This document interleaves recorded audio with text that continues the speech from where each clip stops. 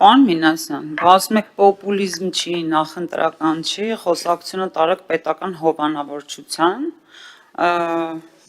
եւ այո, դուք բացեցիք նման խոսակցություն։ Չնայած ինձ սկզբում թվաց իսկապես կառուցողական բան եք ասում, պարոն Մինասյան, որովհետեւ այո, կարգավորումները պետք է լինեն այնպիսին, որպեսզի իրագործելի լինի իրական կյանքում։ Ինչ վերաբերում է նախագծին, ինձ հետաքրքիր է, օրինակ, երբ մենք արտահայտություններ ենք անում, որ ողբերգական իրավիճակների եւ այլնի մասին, ես ինքս էլ պարոն Սարգսյան, դուք գիտեք, խաղաղամոլության դեմ պայքարի մասով իմ պլուման ունեցել եմ, այս ընթացքում,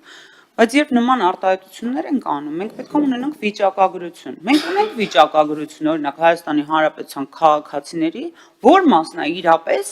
այդ ողբերգական վիճակում, չեմ ասում չկան, բայց մենք առանց այդ վիճակագրության արտահայտություն ենք անում, որից դուրս է գալիս, որ պետությունը թույլ է տվել մի բիզնես,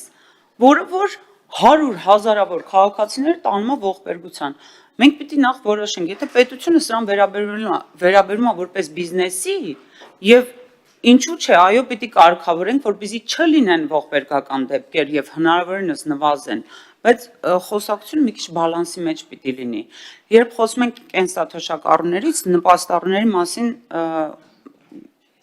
կմտածեմ կարող է եւ այո, նպաստը չպիտի գնա, բայց կենսաթոշակառուն դա մարդու վաստակած գումարն է,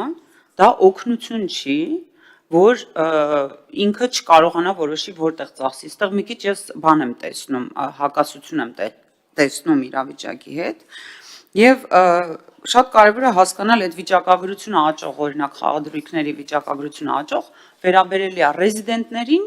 թե ոչ ռեզիդենտներին, որովհետեւ ի վերջո դրանք on-line կազինոներ են։ Ես կարծում եմ ըստեղ էլ է մեզ վիճակագրություն, պետք է հասկանալու համար ովքեր են, արդյոք դրանք Հայաստանի Հանրապետության քաղաքացիներն ամբողջությամբ, թե դրա մեջ կա ինչ-որ կշիռ եւ կարծում եմ մասնավոր հատվածը պիտի օգնի մեզ այս հարցում, մենք էլ հասկանանք իրավիճակը։ Նաև մի բան էլ, ես ուզում եի հարց տալ, հարցս հետևյալն է, օրինակ եկամտահարկի վերադարձից օգտվող քաղաքացին, ֆուտբոլի առաջնության ժամանակ, ես ինքս եկամտահարկի վերադարձից օգտվող քաղաքացի եմ, օրինակ կարող եմ խաղադրույք կատարել, թե եթե ես օգտվում եմ դրանից, ապա վերջ իմ բաները պետք է փակ լինեն, ես իրավունք չունեմ, ենթանենք իմ այսպես ասած ինչ համար որպես զվարճանք ես ինքս խաղամոլ չեմ, չունեմ էլ օգտահաշիվ, բայց հետաքրքիր է իրավիճակը, որը նկարագրում ենք, որքանով է համապատասխանում մեր իրականությանը։ Իդեպ մի բան էլ ասեմ, այս նախագծի նմանատիպը մի հատ ես շրջանառել էի մեր խմբակցության պատգամավորների շրջան, չգիտեմ, զարմացա որ չեք նկատել, պարոն Սարգսյան, եւ այնտեղ այս վարկավորման մասով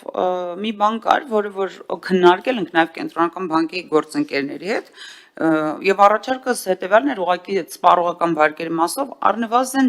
ինչ որ ժամկետ սահմանափակել են մարդուն, այսինքն այն ով որ իսկապես մոլուցք ունի խաղամոլա, ով ուզում է արագ վարկը վերցնի եւ դա տանի խաղալու, եթե դու ժամկետ դնես, որ ինքը ինչ որ ժամանակ այդ սպառողական վարկը չի կարող ուղղել խաղադրույքի, այդ ժամանակ դու համ մարդուն ընդհանուր առմամբ չես սահմանափակի, այսինքն մարդը կարող է ուղղակի սպառողական վարկա վերցնում, հա, եւ նաեւ